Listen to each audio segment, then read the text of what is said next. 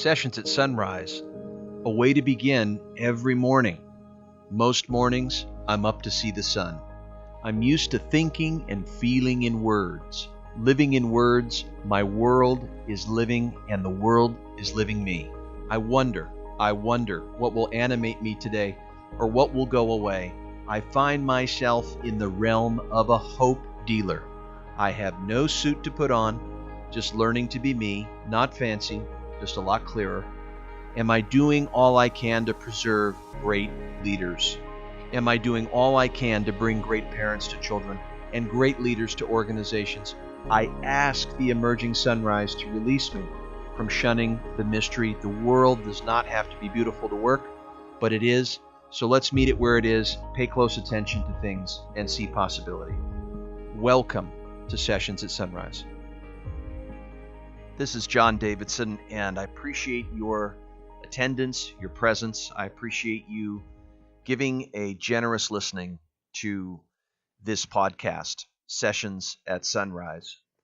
It's amazing to get to this actual version of the podcast. I started podcasting in 2007.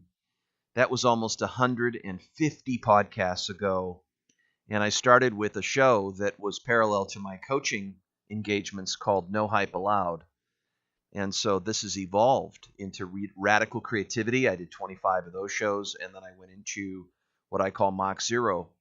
And the consistent theme that seemed to emerge as I created more podcasts, living into the time that we're in, it just seemed to be more appropriate. It seemed to be more important to help the listener, the business owner, business leader, the individual you are, just become a lot more alive. And so being able to kind of pull it all together, I think we're struck today with an enormous amount of complexity in our lives. And one of the things that we have to remember is that we can be happy by standing in the world no matter what we get, that our creative process is not organized by what we're discontent with, but rather we're contented creators. I love this idea. And I just finished a book around this called Stay Longer and Listen Deeper. Now, the original name of the book was supposed to be The Sales Shaman, because I took inspiration in coaching high commission salespeople in how they came at the sale from a radically different place than the way the marketplace thinks they do. I mean, we have this stereotypical way that we see salespeople, and we have it out for them. I mean, we label them, we categorize them, and we deem them to be insincere in general. So we have our guard up when we buy products and services. We think that it's all about takers rather than givers. And that's the furthest from the truth, is that in hundreds of coaching cases, I can certify the basic goodness in a human being when it comes to commerce and being transactional and being involved in the interior nature, the interior world of the salesperson, the quality of heart, the quality of thinking, their character, their ethos. I love knowing that the basic fundamental way that they come into aliveness, where I always ask them where they're the most happiest as a human being, is when they're selling. And then I would say, well, selling. Well, why selling? And they say, because I'm listening. I'm being where the other person is. I'm helping them understand their real needs. I'm helping. And then I would say, well, what's help? And they would say, well, help, what they taught me is giving someone something that they can't do for themselves. And there's a big difference between helping and helpful helping. And so helpful help is a process of wanting sincere welfare, sincere enrichment for the other human being. So I began to see a different way of influencing, not by controlling others, but by respecting others. And I was taught this through the process of coaching. I was the student. It's one of the neat things about having a coaching career, creating a coaching career, is that the learning process is totally accelerated, and that every coaching client, every engagement is essentially a curriculum, a student. I am of that curriculum, right? Every individual is authentic. They bring together a whole different set of thinking, mindsets, gifts, approaches, history, experiences, and it makes it so exciting. I'm going on my 20th year in coaching top leaders and entrepreneurs in small and large businesses. So I bring through that process 20 years of wisdom. And wisdom is something that I feel deeply, deeply, deeply it's important to share with you. I think wisdom is kind of the installment that we don't have a choice as to whether we should share. It's just an urge that we have to pour out, because if we don't make space for something new. So that doesn't mean that I'm imparting wisdom just to make space in myself, but it is an important component. It is an important particle of what it means to share wisdom with you. And see, over those years, I've developed such a reverence for reflection. It's the only antidote to changing your history, is to reflect. And yet we're all so busy being busy that we're just too busy being busy to do what could make us a lot less busy.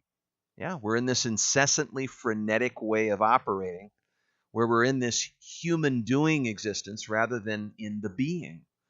And so we're operating, sort of our software operation system is way too overloaded. We have too many things coming at us.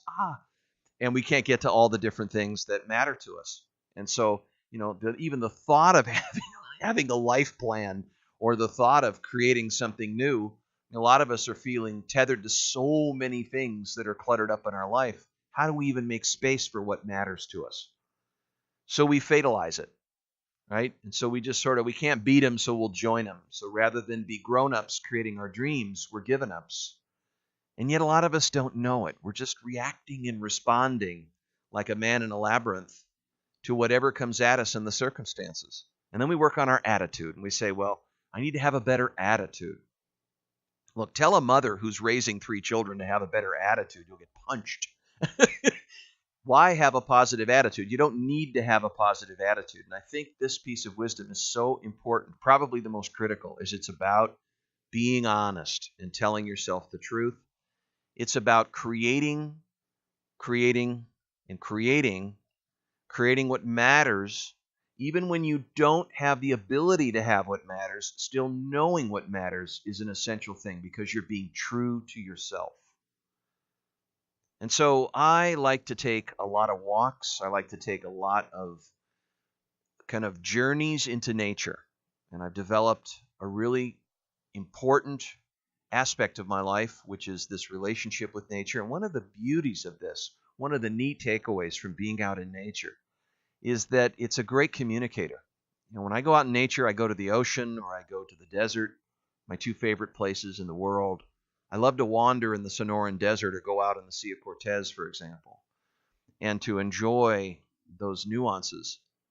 And so there's all sorts of communication that comes from there. And one of the most recent insights that I got that kind of ties into the topic I'm talking about is finding some level of integrity. In other words, finding the ability to stand strong in our life despite the changing conditions.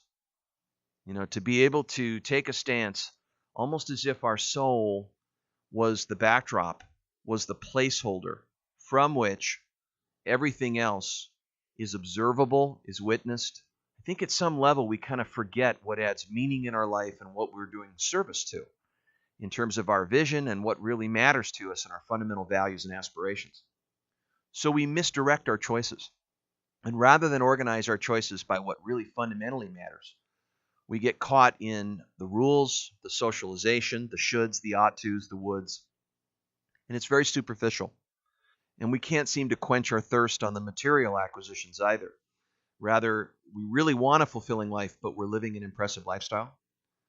And so rather than creating what really matters to us, we live a life of consensus.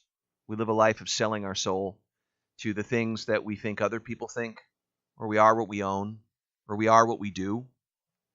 So one of the things that I often see clients in transition is they're kind of moving out of the role back into soul. So we'll find the doctor that's reawakening the real cause for medicine, the real healing quality of wanting really to wish someone well, or the business person that's sort of gotten caught in all of the wonderful profits, which is great, but then they get into this sort of time after money or life after money moment where just the money doesn't really do it. It's there, it's going, but there's just more. There's something more that they're hungering for. And it's not that kind of ambition anymore. It's something that just wants to make things simple, and an inner voice that just wants to get to the qualities that matter because of the brevity of life. So one of the wanderings that I had recently was this encounter with a saguaro cactus. And if you think about this cactus, you might think of a silhouette on a painted sky. In fact, that's what I called the poem that I started to write as I encountered this cactus when I took a walk in the Sonoran Desert. And there it was with these three prongs to the sky, almost as if the arms that reached up to the sun were like the voltage of a plug that you put in the wall. So this poem, I love poems because you can't refuse a poem. Poems are words that you can't refuse. And I ask you to see where this reflection might have a collision in your life, where this reflection on my session at Sunrise the following day seemed to make a point about integrity, is how long we can stand in the conditions that come and go of life, the goods, the bads, and the uglies, and still remain at some level a learner, to make life our teacher, and to still be intentional despite all these reactionary hooks and invitations. Saguaro on a painted sky. Standing between light and dark, voltage arms reach upward to the heavens. Yes, and thank you. Imbue your courageous presence in my breath of life. Stand still and raise arms high. The world is right here. As if your silhouette alerts my meeting the unfamiliar directly. Looking away, I know you are always there. Your shadow casts upon the tempo of time. To mine, you have no rules or wreckage. To the truth of what there is not yet to know. You begin and you end at the top of the head, as if to hold the remembrance of a delicate forever. No sun refuses you if you keep on turning toward the light. Nothing is made for itself and of itself. Wisdom pours into those who turn toward the mystery. Conserve it all, and take no more. The world is meant to be a well for it. Take what you need, but watch over the other, for today will be yours to outlast. Keeper of the soul and sundial of skytime, the saguaro, who is to die anyway, is forever standing, as if to stay in the cross-current for life to unfold. Just allay your perfections to the mighty one. It is never to be what the past said. Only roots serve you now in the plays of life. Staying here is the alphabet of your image. Let the earth move as it does. Revelation will continue to the diligent one, and your flowers come quickly to die back into life, as if to reduce nothing and conserve love. Welcome all like sweet honey pouring out. Saguaro on a painted sky. There are many themes that are in this piece about the stance that we hold in life, and this stance of strength, the stance of conviction, the stance of living forward into the mystery, and to hold steady into the ambiguities of our current reality. You can't predict the future, but you can create one. And therefore, there is a quality of conserving something as you move through time. Conserving legitimacy, conserving love. This is what the teacher does to help the students. Conserving legitimacy, conserving your wisdom, conserving. As we move through the moments, we conserve something. Something is conserved. What are we conserving? Is the cactus, it takes what it needs. It holds the moisture. It's so efficient in this. It does not borrow or bother from the ecosphere. It just takes what it needs, its own harvest. It takes what it needs. Like ourselves, we can learn to live together in a way that we can be helpers. We can be generous, but at the same time, we can enjoy and be in service to something greater than ourselves. Thank you.